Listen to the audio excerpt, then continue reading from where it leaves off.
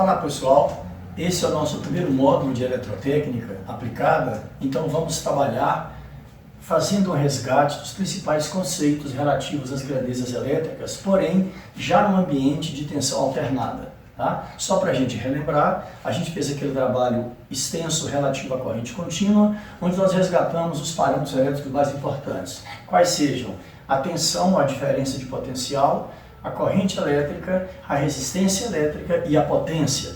E começamos então a discutir a interatividade entre eles, perfeito? Definimos as leis das malhas, as leis dos nós e comentamos que essas leis elas permanecem válidas para qualquer tipo de ambiente elétrico, seja uma fonte que trabalha de maneira contínua, de mesmo valor o tempo inteiro, seja uma fonte que trabalha de maneira alternativa, significando, por exemplo, o que nós chamamos de movimento harmônico simples, perfeito? Pois muito bem, nesse ambiente de tensão alternada, o comportamento vetorial ele se torna importante, ele se torna decisivo. Ele é que, de uma maneira geral, vai representar todos esses parâmetros citados. No entanto, é bom lembrar que o conceito de tensão continua o mesmo, né? Ou diferença de potencial. O conceito de corrente também continua o mesmo. A corrente continua sendo as cargas se deslocando numa região do condutor, num pedaço do condutor, num trecho de um condutor. Porém, o deslocamento se dá agora de maneira alternativa, vibrando ao longo do tempo em uma frequência pré-estabelecida. No nosso caso em particular, a frequência da própria concessionária. Tem? A potência, naturalmente, vai sofrer um tipo de ajuste em relação a esse novo ambiente de tensão alternada. A mesma coisa pode se falar com aquilo que nós chamamos de oposição oferecido por um condutor, por uma máquina, por um dispositivo ao deslocamento da corrente elétrica. Vale a pena, nesse momento, a gente relembrar aquela ideia ou conceito de energia. Na verdade, não seria basicamente o conceito de energia, mas a formatação de energia. A energia, como essa grandeza versátil, invasiva, multifacetada, ela pode ser dividida, digamos, em dois grandes grupos. O grupo da energia mecânica, onde a energia cinética seguramente representa o seu principal exemplo, e as energias potenciais, essas então com uma gama muito grande de perspectivas. Energia potencial gravitacional, potencial elétrica, potencial magnética, potencial elástica, potencial iônica, etc, etc, etc. No entanto, o que vale a pena chamar a atenção é o comportamento sui generis dessas duas energias do espaço. Elas se comportam basicamente desta forma, tá? Como se estivessem e como estão de fato em quadratura, estão ortogonais, num comportamento perpendicular entre si. É algo do tipo energia cinética vinculada ao movimento, energia potencial vinculada à capacidade de armazenamento do sistema.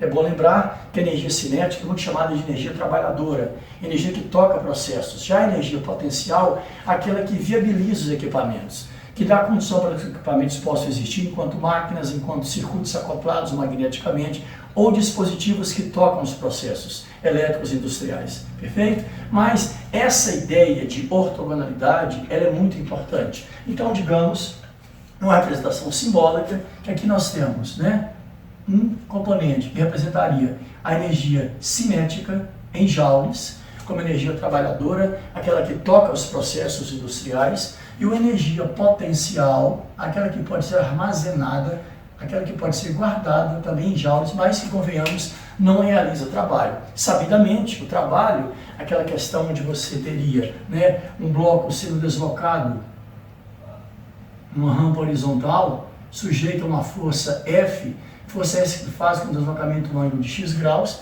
o trabalho, por definição, seria a força vezes o deslocamento, vezes o cosseno do ângulo entre os dois vetores, tá certo? Diante disso, constata-se o quê? Que componentes perpendiculares a eventuais deslocamentos não realizam trabalho físico. É o caso, por exemplo, da energia potencial. Ela não pode ser utilizada para trabalhar o processo, para tocar o processo, mas ela pode ser armazenada. Então, o que nos move, de fato, é buscar um artefato que goze dessa habilidade ou tenha essa capacidade. Num dado momento, ele trabalha, ele processa, ele toca o sistema, naturalmente o que? Privilegiando o processo de energia cinética. Em outros momentos, ele pode armazenar essa energia, guardá-la para ser convertida em energia trabalhadora no momento mais oportuno. São as máquinas elétricas de uma maneira geral, tá? No entanto, essa formatação da ideia de energia, ela traz consigo uma perspectiva interessante. Qual? De que a gente poderia sugerir, quem sabe, um triângulo energético. em que essa hipotenusa representaria a energia total do sistema. E este ângulo aqui, o que nós chamamos de ângulo de fator energético. Perfeito? Então essa ideia é muito interessante, ela é didaticamente aplicável, aceitável e pode ter desdobramentos muito importantes para o nosso curso e para o desenvolvimento das nossas ideias. Por exemplo, é sabido que nós recebemos todo final de mês uma fatura de energia elétrica. Se nós observarmos a unidade constante da fatura, encontramos o watt-hora. Watt como unidade de potência, hora como unidade de tempo. Então, na verdade, significa o quê? O ajuste adequado entre potência e tempo nos fornece energia. Aí vem a ideia, e se fizermos não um produto, mas um elemento relativo, por exemplo, a uma divisão, como estivéssemos diferenciando esse sistema? Então é provável admitir, é aceitável concluir, é muito coerente perceber que do triângulo de energia gera-se um triângulo de potência, com a mesma formatação. Basta você vincular o tempo, por exemplo, aos catetos e a hipotenusa desse triângulo. Daí que vem a ideia que, associado ao cateto de energia cinética, temos então a chamada potência ativa, cuja unidade é watt. Então está aqui o símbolo dela, potência ativa. Não é à toa que essa potência é também chamada de potência trabalhadora, tá? E ela está vinculada a quem? Exatamente ao cateto, né? Vinculado, né? Associado ao eventual deslocamento do bloco. Com relação ao cateto ortogonal, né? Se trabalharmos também com o tempo, como fizemos com o cateto de energia cinética, teremos aqui um outro cateto não menos importante, chamado de Q, energia ou potência reativa, cuja unidade é volt-ampere reativo. Então o Q seria o símbolo de potência reativa. Perfeito? Então, aqui, é uma consequência natural do que nós observamos no triângulo de energia. Se você diferenciar, você terá, então, os catetos relativos aos elementos de potência. E, naturalmente, se fizermos isso com a hipotenusa, teremos aqui, então, a potência total do sistema em volt-ampere. Essa é conhecida como potência aparente.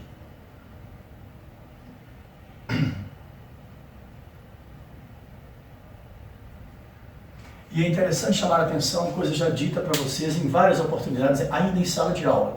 Nós temos 3 tipos de plantas da CEMIG, que consomem energia da concessionária, né? A planta comercial, a planta residencial e a planta industrial. Convenhamos, somos todos, então, consumidores de energia alternativa. Então, consumimos sempre potência aparente. Então, cabe à planta, num projeto adequado, numa condição vinculada ao objetivo final desse parque industrial, por assim dizer, ajustar adequadamente a relação entre energia ou potência trabalhadora e energia de armazenamento, energia de estocagem. E, claro, esse cidadão que aparece aqui, uma consequência direta do X, nós chamamos, então, pela primeira vez de θ, cujo nome seria ângulo de fator de potência. Uma grandeza que nós já vimos começar a apresentar para vocês em situações anteriores, tá certo? Então, muita atenção. Potência ativa associada ao cateto de energia cinética, potência reativa associada ao cateto de energia potencial e potência aparente ou potência total associada à hipotenusa do triângulo de energia. E o ângulo de fator de potência. E aqui é uma importante observação. Tá? O cosseno desse ângulo, por definição, é que recebeu o nome de fator de potência de uma instalação.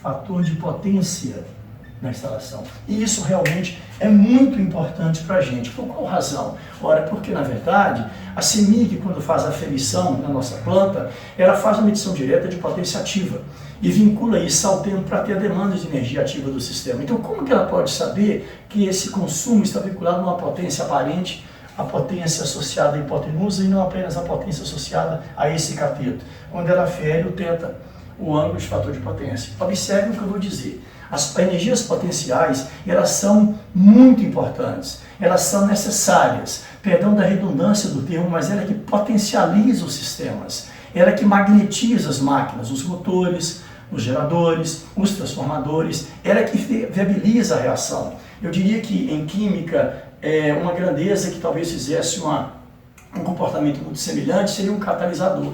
É aquele que acelera o processo, viabiliza o processo, mas não altera o processo final. E isso seria a potência reativa. Convenhamos, ela é necessária, ela é importante, mas é importante também que cuidemos da dose dela, da quantidade de potência reativa de um sistema. Por quê? Porque se você começar a consumir potência reativa de maneira exacerbada, você começa a aumentar demais o cateto oposto a θ. Isso faz crescer a potência aparente. E observe, se terá um crescimento apenas de cateto oposto, fará crescer a potência aparente da sua empresa sem que a sua potência ativa seja alterada, ou seja, você continua produzindo o mesmo produto, realizando o mesmo trabalho, tocando a mesma planta, porém consumindo uma maior quantidade de potência aparente. E claro, você tem que ser penalizado por isso com uma tarifa, com uma multa que a ANAEL definiu como portaria e que a CEMIG faz uso dela.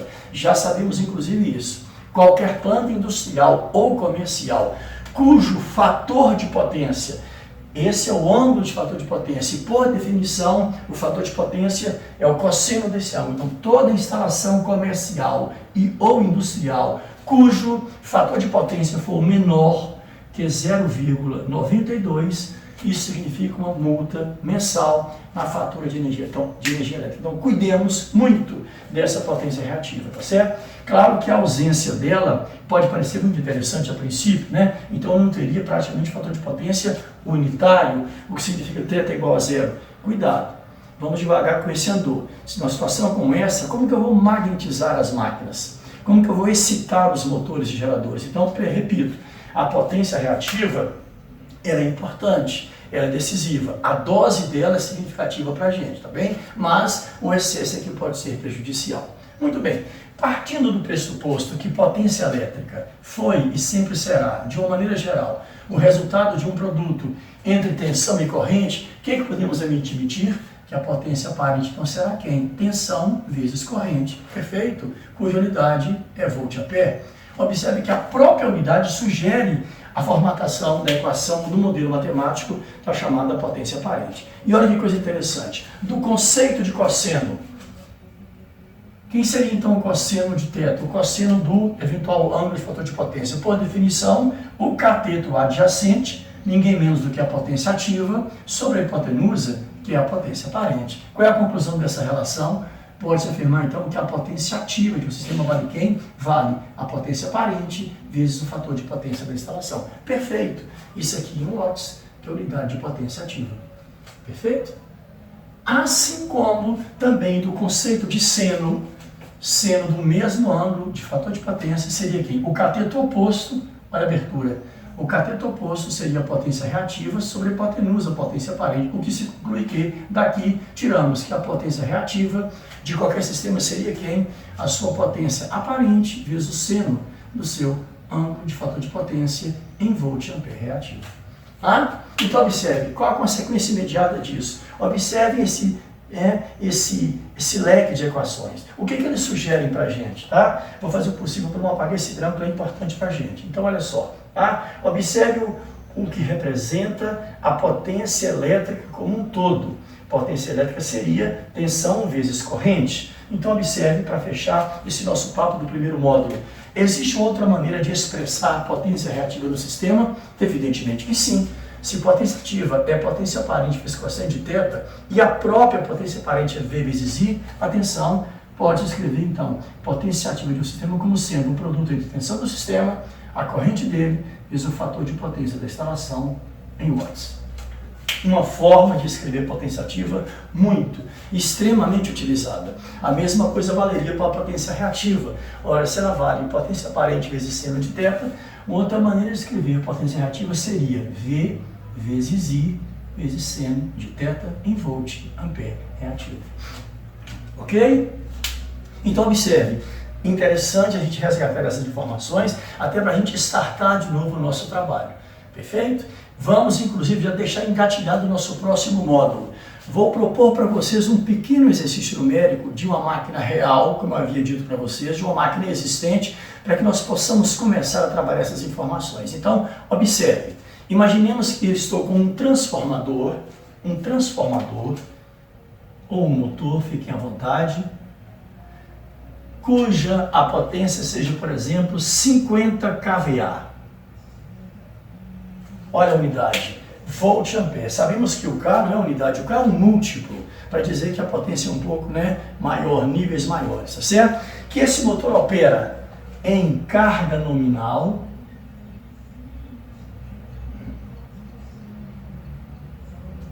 perfeito? Esse motor apresenta uma tensão de 240 volts e está trabalhando nesse momento com um fator de potência de 0,92 para evitar inicialmente que essa nossa planta pague essa multa ao final do mês, perfeito? Então fica o desafio para o nosso próximo módulo. Eu quero encontrar o triângulo de potência que esse motor vai representar para a planta industrial. Qual será o valor da sua potência ativa, da sua potência reativa, do seu θ e, se possível for, por que não calcular também a corrente da instalação? Ok? Então isso vai ser um exercício proposto para que possamos trabalhar o nosso segundo módulo. Até lá então, um abraço para vocês.